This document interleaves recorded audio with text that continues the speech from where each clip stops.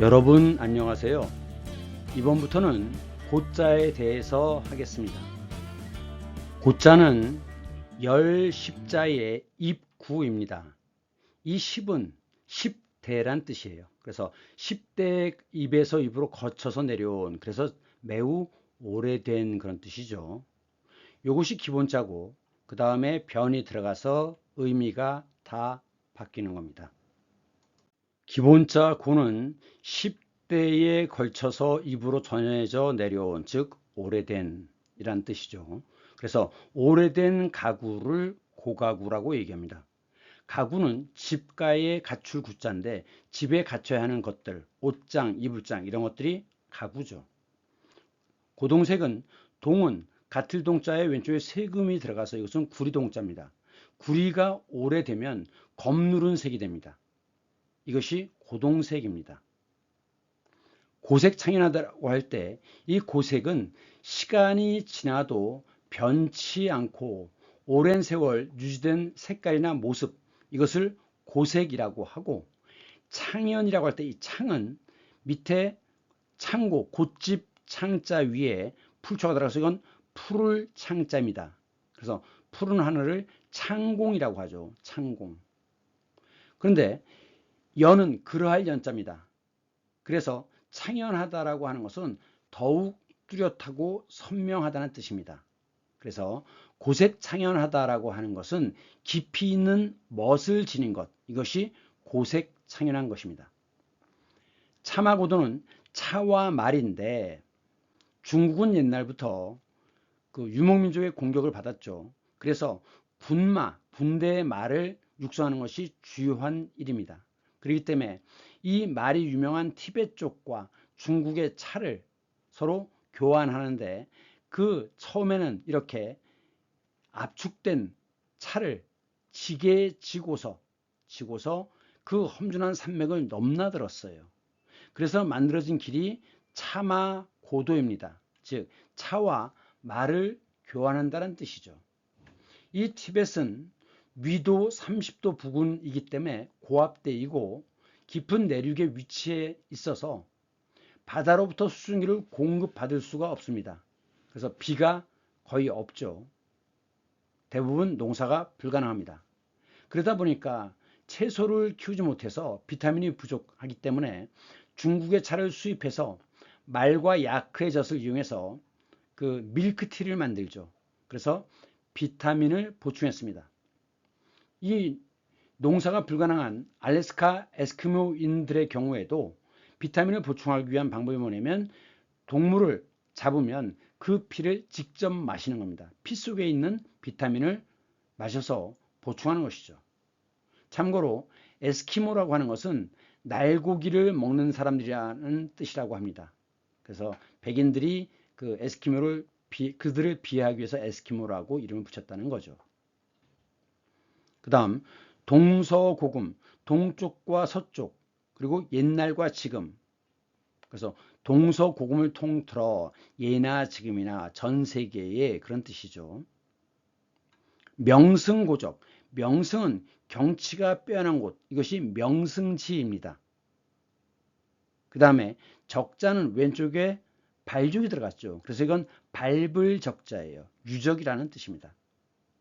그래서 명승지와 오래된 유적지를 합해서 명승고적이라고 합니다. 지금은 더 이상 사람이 살지 않지만 옛날에 궁궐, 자금성, 경복궁 이런 것들이 고궁이죠. 그 다음 고도, 옛 도읍, 예를 들면 고려시대 때 도읍이 개성이었죠. 개경. 그래서 그런 개경 같은 것을 고도라고 얘기합니다. 고고학이라는 것은 역사라는 건 기록이죠. 기록 이전에 관한 학문이 고고학입니다.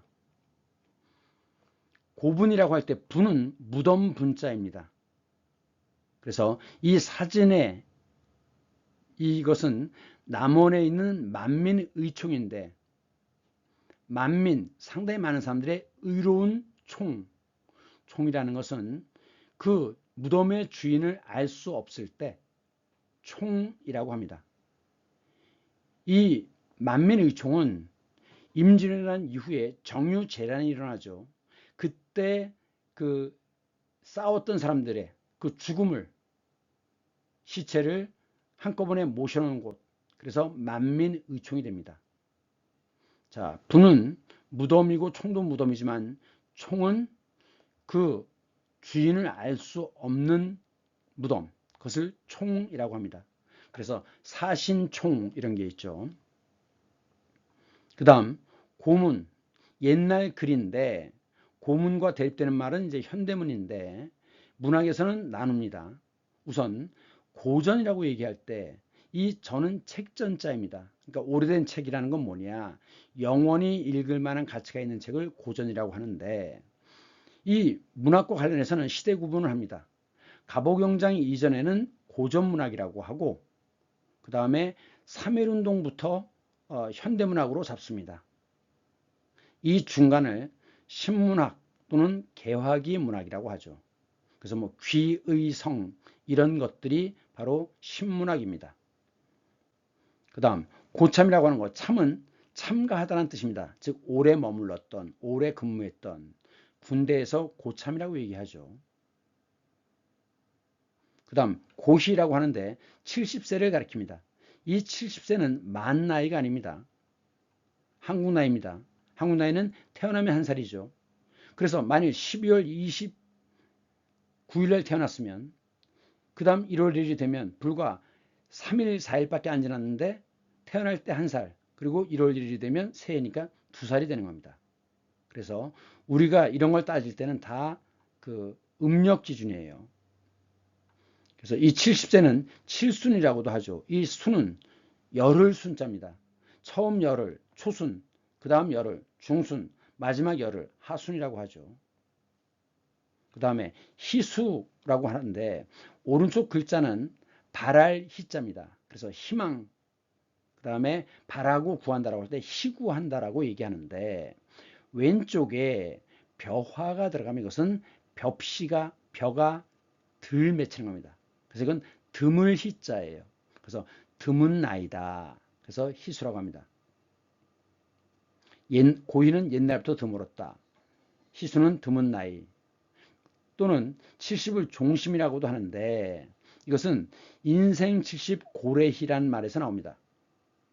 고래희를 줄여서 고희라고 하는데, 사람의 삶이 70인 것은 고래희, 옛날부터 드물어 왔다. 즉 70을 넘기는 경우가 없었다는 거죠. 매우 드물었다는 겁니다. 또는 공자는 70을 뭐라고 했느냐, 종심소욕 불유거라고 했습니다. 그래서 여기서 이제 종심이란 말이 나오는 건데, 마음 먹은 바대로 따라도, 따를 종자입니다. 그래서 따라다니는 사람을 시종이라고 하죠. 그래서 욕심내고자 하는, 하고자 하는 바대로 마음을 따라도 불유고, 법구자입니다. 법을 유린한다라고 할 때 유자입니다. 밟지 않는다. 즉 법을 넘지 않는다. 이것이 인생 70, 나의 70의 경지라는 겁니다. 그 다음 우리가 이제 인류의 역사를 나눌 때 고대, 중세, 근대, 현대 이렇게 나누는데, 원래는 고대 로마, 그리스가 있었죠. 그리고 프랑스 혁명 이때부터 이제 근대 사회의 시작으로 잡고 있는데, 다 대인데, 현대, 대인데, 중은 중대가 아니죠. 중세입니다. 그러니까 이때는 역사시대 구분에 없던 개념인데, 그럼 이 중간에 이건 뭐지? 그래서 중간에 끼어 있는 시대다. 그래서 중세라고 합니다. 그렇기 때문에 고대, 중세, 근대, 현대 이렇게 얘기하죠. 그러면 고대 사회의 특징은 뭐냐? 결국은 먹고 사는 문제가 가장 중요한 문제인데, 생산을 누가 담당하느냐? 고대 사회에서는 노예가 담당을 했습니다. 그렇기 때문에 고대 사회에서는 다른 나라를 침략해 들어가서 그 나라의 재물을 빼앗고 그 나라 사람들을 붙잡아다 노예로 삼는 거죠. 그리고 그들이 농사를 짓고 집안일을 합니다.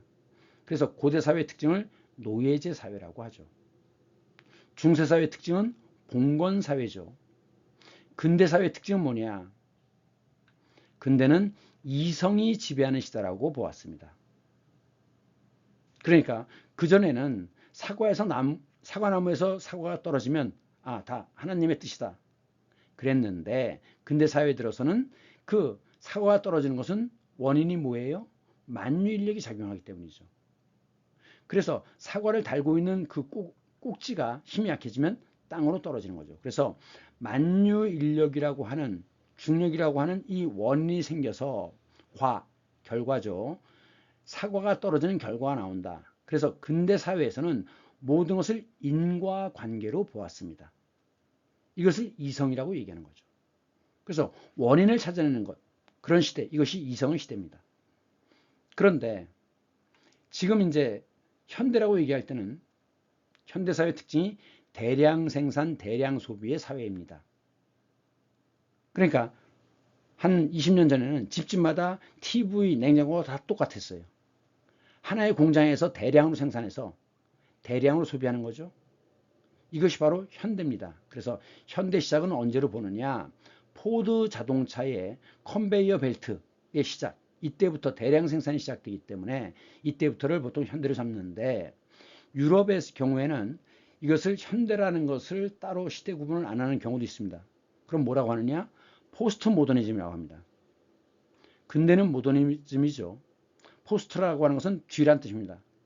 그래서 모더니즘, 즉 근대 이후의 시대다. 그래서 포스트 모더니즘 이렇게 얘기를 합니다.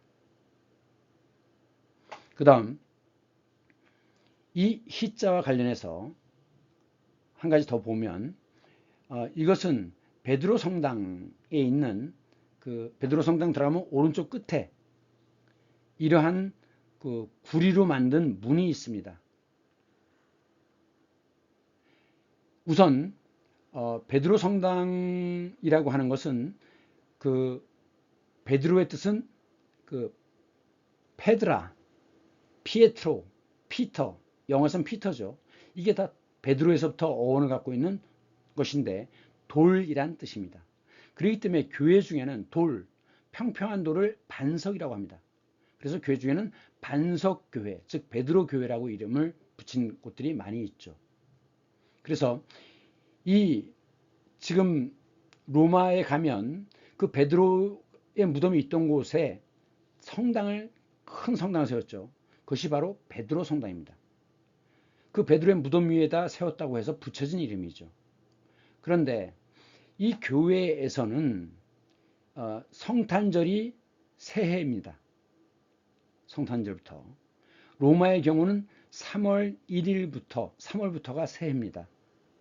그래서 3월은 영어로 뭐라고 하죠? 마치라고 하죠. M-A-R-C-H. 마치는 행진하다라는 뜻이에요. 로마는 봄이 되면 다른 나라를 정벌하러 다녔습니다. 그래서 정벌이 시작되는 해이기 때문에 마치, 웨딩 마치라고 하죠. 행진이 시작되는 해이기 때문에 그 달을 마치라고 하는 겁니다. 그래서 로마에서는 3월부터가 새해였다. 그래서 각 종교나 역사에 따라서 새해의 기준이 다릅니다. 그런데 이 신년이라는 건 뭐냐? 처음에는 이제 그 유대교에는 안식년이 있죠. 그래서 안식년에는 편하게 쉬는 해다라고 하는데 7년마다 유대교에서는 빚을 탕감해주고 가난한 자들에게 음식과 과일을 나눠줬다고 그래요. 이것을 받아가지고 가톨릭에서도 처음에는 100년마다 그 죄를 사해주는 행사를 했는데 지금은 25년마다 한다고 그러죠. 그래서 이 문이 거룩한 문인데 거룩한 문을 열고 죄를 면해주는 의식을 이제 지금부터 시작하겠다라고 계시를 선언하는, 이것이 25년마다 일어난답니다. 이 해를 희년이라고 합니다. 희년. 이 희는 오른쪽에 보세요. 복희자죠. 그래서 시가 들어가면, 왼쪽에 시가 들어가면 이건 하늘의 뜻이라는 겁니다. 그러니까 하늘의 뜻으로 기쁨을 주는 이란 뜻이에요. 그래서 이것은 복희자입니다. 복희. 그래서 요 희자와는, 드물 희자와는 다르다 하는 점을 이해하셔야 됩니다. 이것은 딱딱할 고자인데 지금 뭔가에 꽉 막혀 있는 거죠. 그래서 딱딱할 그런 물체를 고체라고 하죠. 자, 사가 있고 물이 있죠. 그 물은 다시 생물이냐 무생물이냐 이렇게 나누고, 다시 그 생물은 동물이냐 식물이냐 이렇게 나누죠. 어쨌든 딱딱한 형태의 물체를 고체라고 합니다. 그럼 고체가 있고 뭐가 있죠? 액체, 그리고 기체가 있죠. 그 다음 고집, 불통, 고집스럽다라고 하는 거죠. 불통, 통하지 않는다. 사고방식이 고루하다. 고는 딱딱하다, 융통성이 없다는 겁니다. 그리고 루는 더럽다는 뜻이에요. 더러울 루. 그래서 누명을 쓰다라고 할 때 살인을 안 했는데도 살인자라고 더러운 이름을 붙이는 거죠. 그것이 누명입니다. 옷이 남루하다, 남루하다. 다 떨어지고 더러운 거죠. 그래서 사고방식이 고루하다라고 하는 건 너무나 완고하고 현대에 맞지 않는다라고 할 때 고루하다는 표현을 씁니다. 고사하다, 이 사는 사양입니다. 그러니까 굳이 완강히 사양하는 것이 고사하는 겁니다. 장관을 해주시겠습니까? 싫어요. 완강하게 사양하는 거죠. 고수하다, 수는 지킬 숫자입니다. 그래서 완강하게 지키는 거죠. 자기의 입장을 고수한다. 그런데 고짜지만 또 많이 쓰는 고수가 있죠. 고수라고 하는 것은 이 수는 손수자지만 보통 사람을 가리킵니다. 그래서 솜씨가 뛰어난 사람이 고수죠. 달인이라고도 하는. 그 다음 이것은 고가 북고자입니다. 북고. 그래서 북을 치는 손, 즉 북을 치는 사람을 고수라고 그래요. 이 사람이 고수입니다. 고수. 그 다음에 응고. 이 응자는 오른쪽에 물을 의자입니다. 의문문이라고 할 때. 질문, 질의. 그런데 왼쪽에 얼음빙이 들어갔죠. 그래서 이것은 굳는 겁니다. 굳을 응자입니다. 그래서 딱딱하게 굳는 것을 응고라고 해요. 그 다음 시선이 한 곳에 멈춰져 있는 것, 이것을 응시라고 하죠. 응시. 한참을 응시하다가 이렇게 얘기하죠. 그 다음에 고유명사, 하나밖에 없는 명사가 고유명사죠. 예를 들면 이름, 이것도 고유명사입니다. 그 다음 고유어, 그러니까 옛날부터 우리나라만 갖고 있는, 즉 한자어가 아닌 순우리말을 고유어라고 하죠. 그래서 감사합니다가 있고 고맙습니다가 있는데, 감사는 한자입니다. 그런데 고맙습니다에서 이 고마라고 하는 것은 이건 곰이래요. 곰. 어원이 곰. 단군 신화에 곰 토템이 있죠. 그래서 곰이라고 하는 것은 바로 신을 의미합니다. 그러니까 고맙습니다라고 하는 건 감사합니다보다 더 상대방을 더 높게 치는 의미예요. 그래서 지금 보면 북쪽에 개마고원이 있죠. 고원이라는 것은 평원인데 높아요. 즉 높은 평원, 이것이 고원인데, 이 개마라고 하는 말도 곰에서부터 온 거라고 합니다. 한자로 쓰다 보니까 개마가 되었다는 거예요. 곰토템과 관련이 있다고 봐야 되죠. 그 다음 고유어를 얘기했으니까 외래어와 외국어도 구분해야 됩니다. 외래어는 외국에서 온 것이에요. 그래서 우리께 된 거죠. 예를 들면 버스. 영어로는 BUS라고 쓰지만 버스라고 한글로 쓰면 그것은 외래어입니다. 근데 외국어는 뭐냐? 딴 나라 말이에요. 딴 나라 말. 딴 나라 말. 그러면 예를 들어 볼까요? 엘리베이터는 외래어입니까? 외국어입니까? 엘리베이터는 외국어입니다. 왜? 우리말에 승강기가 있잖아요. 그래서 승강기는 외래어지만 이 외래어는 표준어에 들어갑니다. 표준어입니다. 외래어는. 하지만 외국어는 표준어가 아니에요. 그렇다면 에스컬레이터는, 자, 에스컬레이터를 대체하는 말이 있습니까? 없죠. 따라서 이 에스컬레이터는 외래어가 되는 거죠. 그래서 엘리베이터는 외국어지만 에스컬레이터는 외래어다. 이렇게 고유어와 외래어와 외국어로 구분하면 됩니다. 그 다음 고정관념. 딱딱하게 정해져 있는 거죠. 생각을 바꾸지 않아요. 이것이 고정관념입니다. 관념은 머릿속으로 보는 생각, 즉 머릿속으로만 존재하는 어떤 것을 관념이라고 하죠. 우정, 보거나 듣거나 만질 수 없죠. 이것이 관념입니다. 그 다음 고정불변, 변하지 않는다는 거죠. 그 다음 고소원이나 불감청이라. 이것은 뭐냐면 간절하게, 딱딱하다는 간절하다는 거죠. 그래서 소원, 바라는 바이지만 불, 못한다는 거죠. 감히, 청은 풀청자에 말씀원이 들어가서 이것은 부탁할 청자입니다. 그래서 감히 부탁하지 못한다는 겁니다. 즉 간절히 원하지만, 본래 바라던 바지만 남에게 부탁하기는 어려운, 그래서 자기가 하긴 싫고 남이 먼저 해줬으면 하고 바라는 것, 이것이 고소원이나 불감청이다 이렇게 얘기하고, 또는 불감청이 고소원이야, 이게 원래 맹자에 나오는 이야기입니다. 그 다음 아까 고수를 했으니까 판소리도 좀 설명하겠습니다. 판소리는 인류 무형 문화유산이죠. 근데 이 판소리가 발생하게 된 건 배경이 뭐냐, 경제적 배경은 이양법입니다. 모내기. 그래서 이제 이양법을 하니까 생산량이 두세 배로 늘어나거든요. 그러니까 잉여농산물이 생기죠. 그래서 이 잉여농산물을 가지고 교환의 수단, 즉 상업이 발달하기 시작합니다. 그래서 이제 이 이양법으로 특히 호남 쪽에는 대주주가 많았잖아요. 평야지대가 많으니까. 그래서 이 대지주가 왕창 재물을 축적하니까 그 전에 광대 이런 사람들에게 이제 소위 말하자면 예술가를 후원하는 거죠. 후원자가 돼요. 그래가지고 호남에서 발생하는데, 이것이 이제 판소리가 점점 확대되면서 둘로 나뉩니다. 서편제, 서쪽이죠. 서쪽이면 어디입니까? 바닷가잖아요. 동편제, 동쪽이면 지리산 쪽이죠. 그래서 서편제는 그 삶의 그 괴로움과 고달픔 이런 것을 노래하는 섬세하면서도 애잔한 목소리인데 비해서, 동편제는 지리산이 있지 않습니까? 그래서 웅장한 소리를 낸다는 거예요. 지금 이 사람이 송순섭 명장인데, 이런 사람들을 광대 중에서도 노래를 부르기 때문에 소리광대라고 합니다.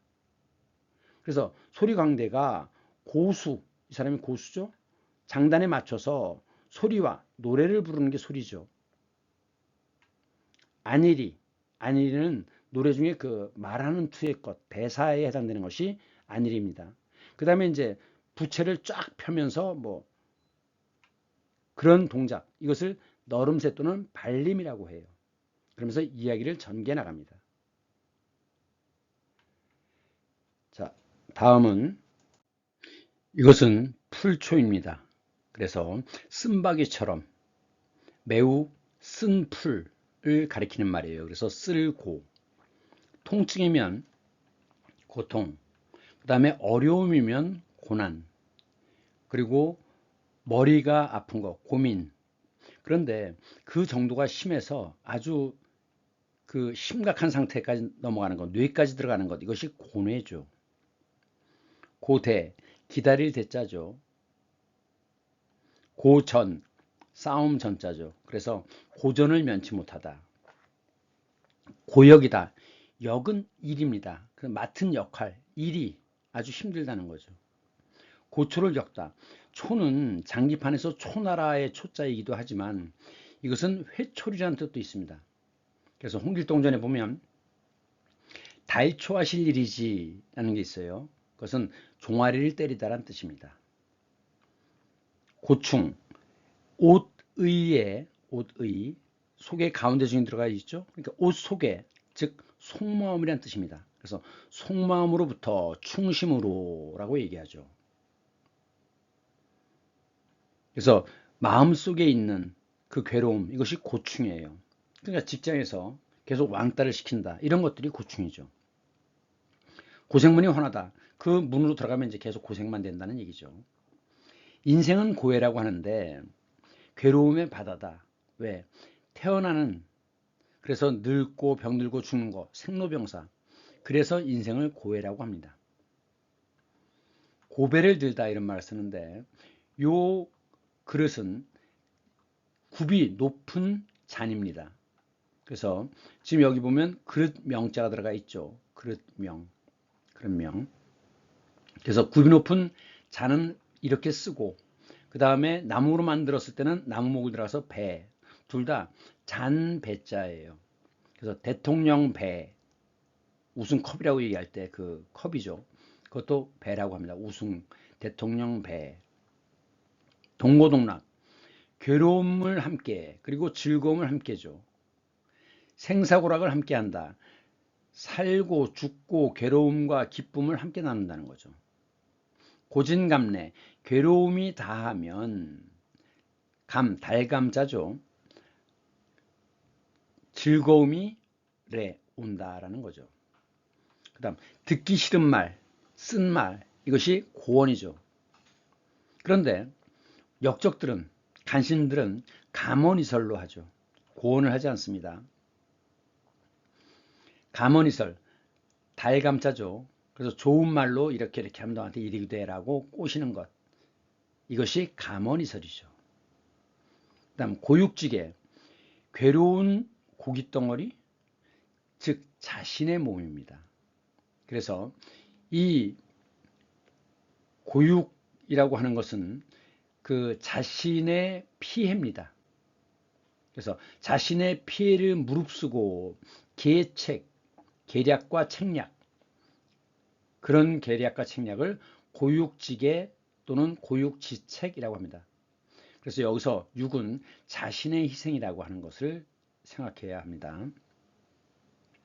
고소를 멈지 못하다. 그래서 쓴 미소, 즉 우리가 보통 썩소라고 하죠. 고소를 금치 못하다라고 하는 데 쓰는 거고, 이건 작을 미자죠. 현미경, 작은 것을 보게 해주는 것, 현미경이죠. 작을 미자예요. 그래서 보일 듯 말 듯한 미소가, 그러한 웃음이 미소고, 이것은 아침 조에 왼쪽에 입구가 들어갔습니다. 그래서 입으로 비웃는 겁니다. 비웃을 조소. 그 다음 이것은 불화가 들어갔죠. 터질 폭자입니다. 한꺼번에 와르르 까르르 하는 거, 이것이 폭소죠. 이 폭과 이 포는 다릅니다. 어떻게 다르냐? 비행기에서 지금 떨어뜨리는 이것들은 폭탄이죠. 포탄이 아니에요. 폭이라는 건 결국 뭐냐면 떨어져서 그 충격으로 그 쇠조각들이 산산이 갈라져서 그것을 사람이 치는 거죠. 그런 것이 폭탄이고, 이 포탄이라고 하는 건 대포 같은 데다가 총포류할 때 권총도 마찬가지입니다. 이 뒤쪽에 화약이 들어있어요. 그래가지고 방아쇠가 이 뒤를 치면 이 화약이 터지는데 나갈 곳이 없으니까 이 앞에 있는 부분이 힘을 받아서 나가는 거죠. 그래서 이런 것들, 뒤에 화약의 힘으로 나가는 이것을 포탄이라고 합니다. 그 다음 이것은 들어가면 전부 다 병과 관련이 있죠. 그래서 딱딱하게 변해 움직이지 않는 것, 즉 고칠 수 없는 이런 뜻이에요. 그래서 고질병이 됩니다. 자, 고질병을 다 보시면 다 병이 들어가 있죠. 병. 바깥에 있는 것들이 다 병입니다. 딱딱할 고자에 쇠금이 들어가면 가둘고자입니다. 그래서 금고형이 있죠. 징역형이 있고, 이 차이가 뭐냐면 징역형은 그 수감기간 중안에 노동을 해야 되는 겁니다. 그런데 금고형은 그 안에 딱 가두어만 두는 거예요. 그런데 한자가 같지만 이런 금고가 있죠. 금을 넣어두는 창고, 세이프티 박스, 이것이 금고죠.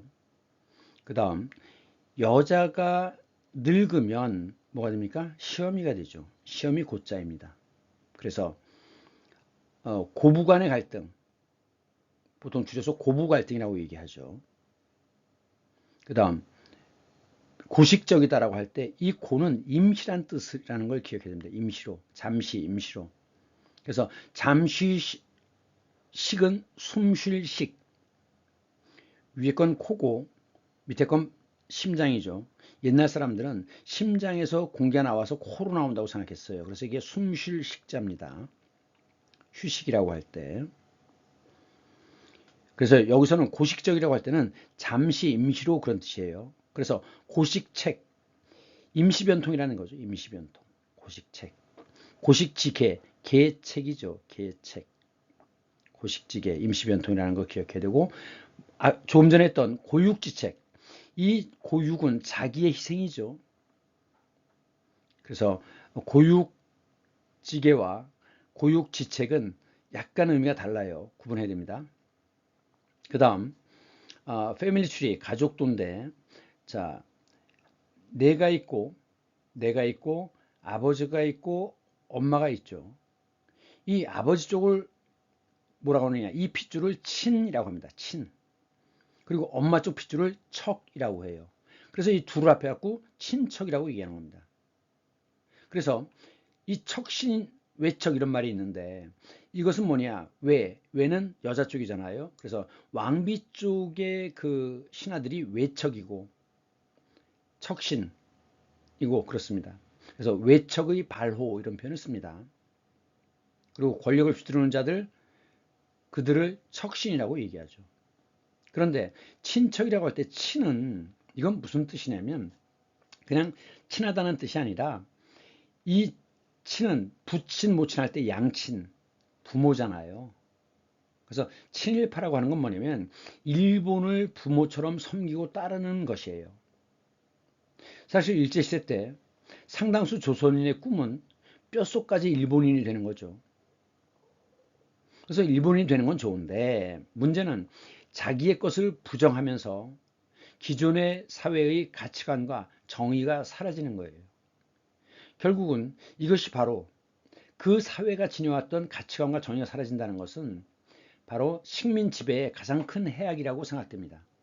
그래서 프랑스 파농이라고 하는 사람은 검은 피부 흰 가면이라는 블랙 스킨 화이트 마스크라고 하는 책을 썼는데, 어떤 얘기를 하냐면 미국 그 서부 영화를 보는데 그 영화를 보던 인디언들이 백인의 총에 인디언이 맞아 죽으니까 박수를 막 치면서 환호하더라는 거죠.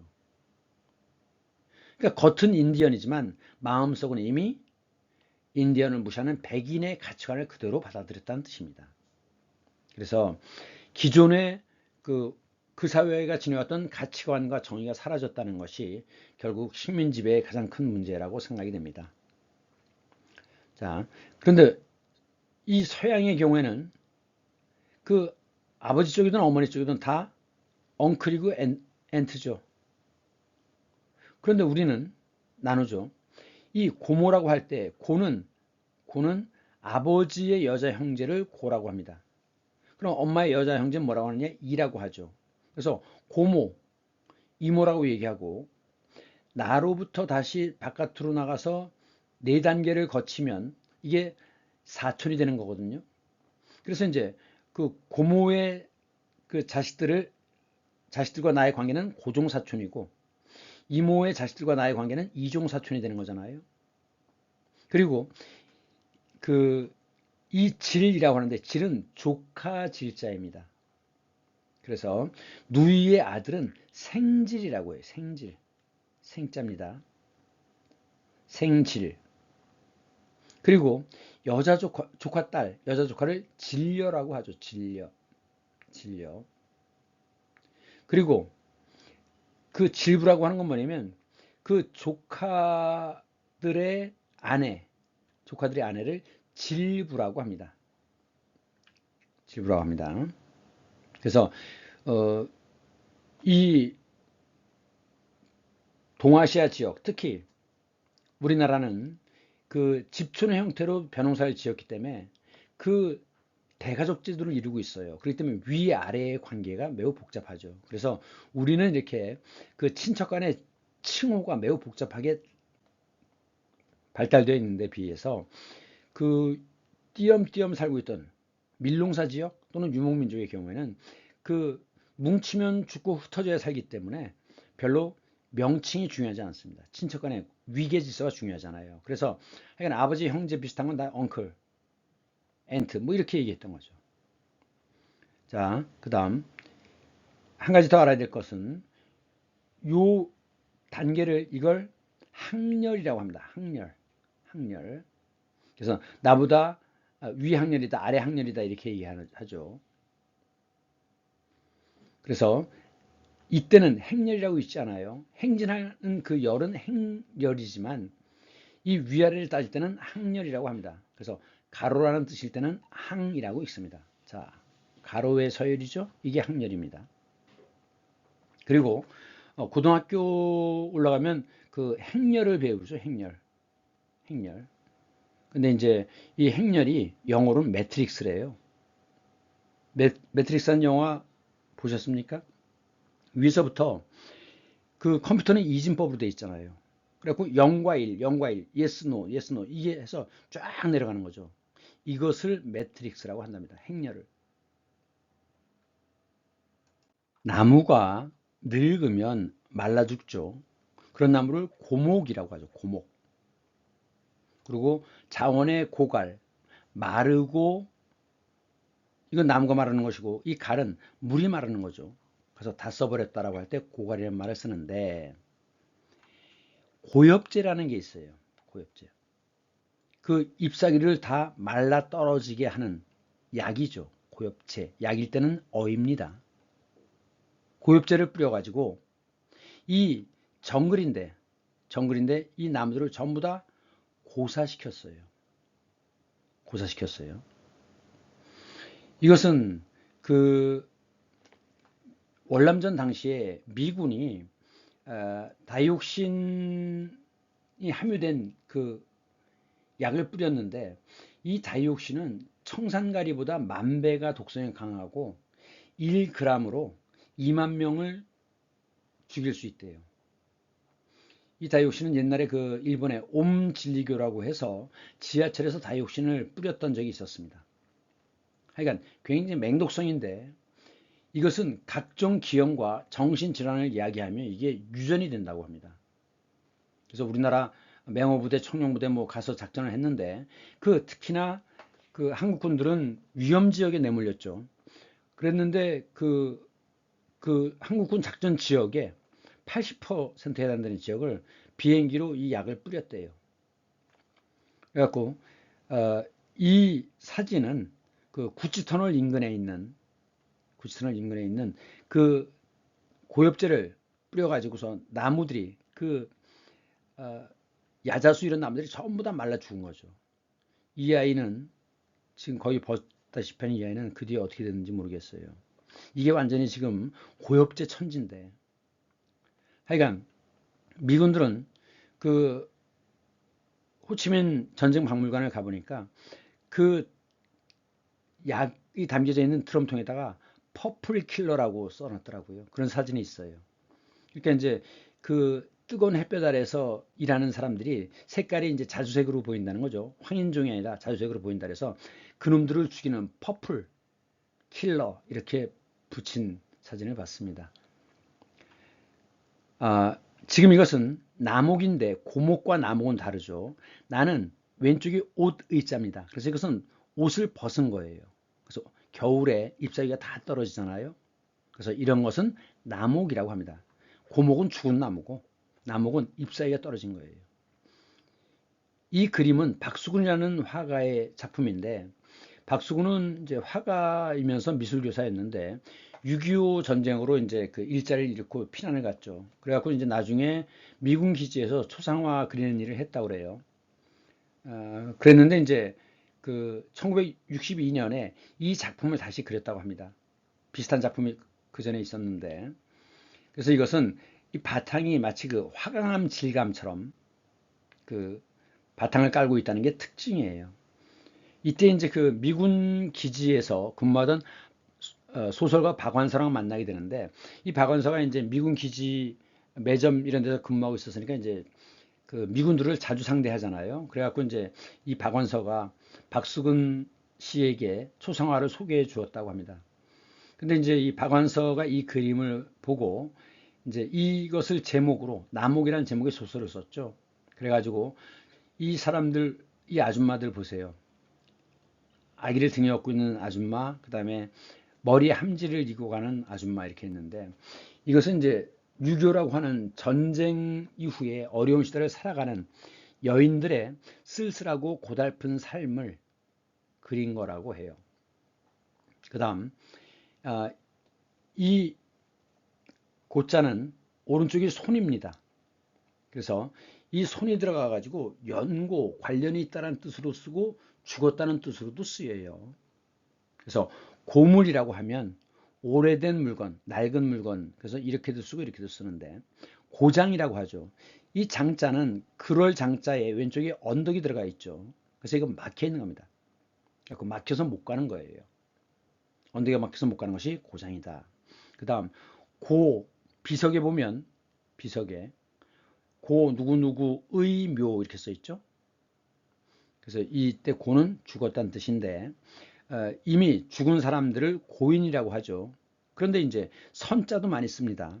그래서 돌아가신 부모님을 선친이라고 하죠. 지금 현재 왕이 아니라 죽은 왕을 선왕이라고 해요. 그리고 그 조상들의 무덤을 모신 그 산을 선영이라고 하죠. 이것은 다 죽음과 관련 있는 글자입니다. 다만 예외는 선생은 그렇지 않아요. 먼저 살다 죽은 사람 아닙니다. 학식과 뭐 지식이 뛰어난 사람은 선생이라고 하죠. 옛날에는 먼저 태어났다는 건 지식이 많다는 뜻이었잖아요. 그 다음 물고를 내다 라고 하는데, 이때 고는 죽음과 관련이 있습니다. 그래서 물고를 내다라고 하는 건 죽이다라는 뜻이에요. 그 다음 여기 이제 중마라고 하는데, 이런 걸 중마, 이것도 중마라고 합니다. 그래서 이런 두 종류의 놀이기구가 있었는데, 중마를 타면서 같이 놀던 오래된 연고가 있는 친구, 그래서 중마고라고 해요. 또는 고로, 따라서라고 할 때 고를 쓰죠. 이러이러한 까닭에란 뜻이죠. 나랑 관련 있는 곳, 고향이죠. 연고지다, 나의 연고지다. 고국, 나랑 관계 있잖아요. 나를 키워준 곳. 조국이라고 하면 내 할아버지의 나라라는 뜻이고, 모국이라고 하면 어머니의 나라니까 나를 키워줬다는 뜻이에요. 고국은 나와 관련되어 있는 나라라는 뜻이죠. 그 다음 고사성어, 옛날에 어떤 사건, 이 사는 일사자죠. 사건과 관련돼서 생긴 말, 이것이 고사성어입니다.